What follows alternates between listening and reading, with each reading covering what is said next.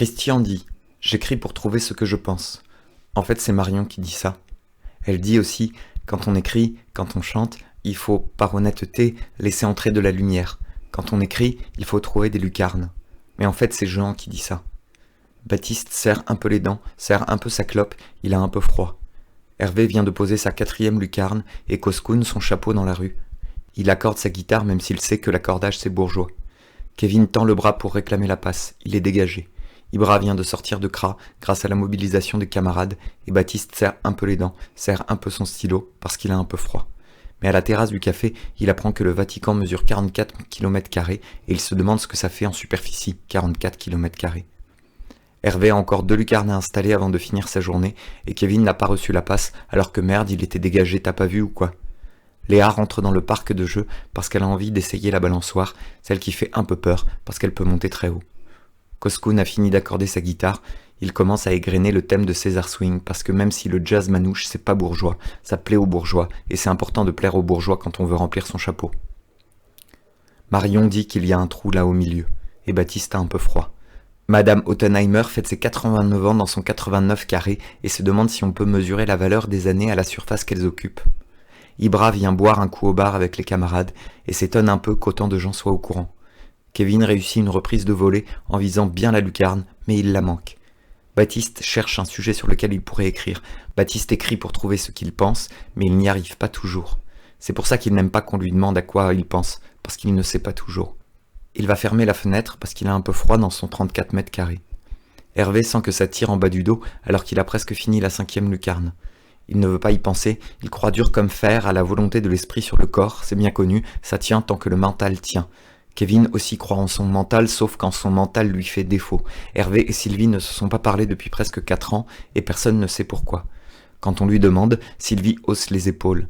Marion dit qu'elle n'a pas d'aile, et que Lala, ça veut dire grand-mère, mais aussi madame, en darija.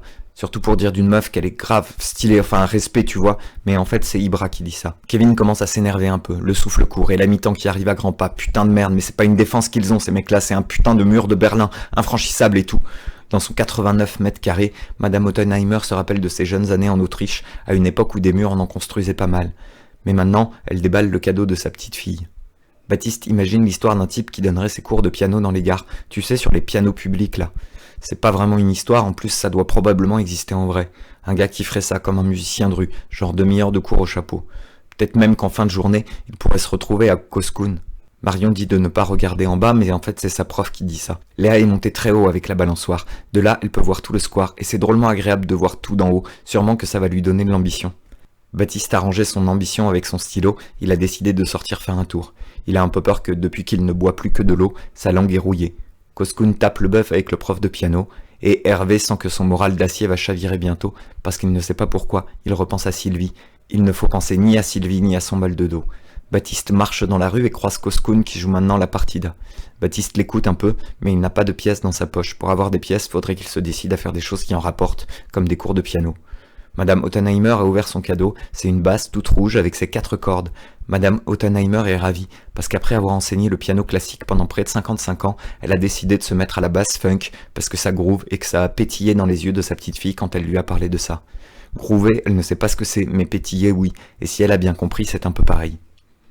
Baptiste a un peu froid, il serre sa clope, il voit le terrain de foot, Kevin demande à nouveau la passe, il est démarqué, mais geste agressif de la défense, il tombe. Baptiste se fout du foot. Il fait tout de même le calcul rapidement et en gros le Vatican c'est 62 terrains de foot. C'est grand quand même 62 terrains de foot, ça le ferait chier d'être pape, avec 62 terrains de foot à s'occuper. Cela dit, vu comme c'est vieux un pape, c'est normal qu'il y ait beaucoup d'espace autour. Koskoun apprend à Hervé qui vient de finir sa journée que Koskoun ça veut dire enthousiaste. Et Hervé en a rien à foutre, mais comme il pense à ne pas penser à Sylvie, ça l'arrange d'apprendre des choses dont il se fout.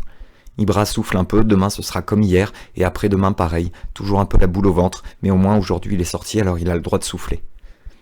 Baptiste marche encore un peu, et il imagine une vieille dame en train d'apprendre la basse funk. Ça aussi ce serait drôle, mais si ça se trouve, ça aussi ça existe. De toute façon, qu'est-ce qu'on peut vraiment inventer? Rien. Kevin est vénère, super vénère, c'était clairement une faute intentionnelle, putain d'arbitre. Il a mal à la cheville, mais ça va tenir, ça doit tenir. Hervé pense à la 6e lucarne, il l'a bâclée un peu parce que Sylvie lui pesait sur le bas du dos. Mais bon, elle va tenir, elle doit tenir.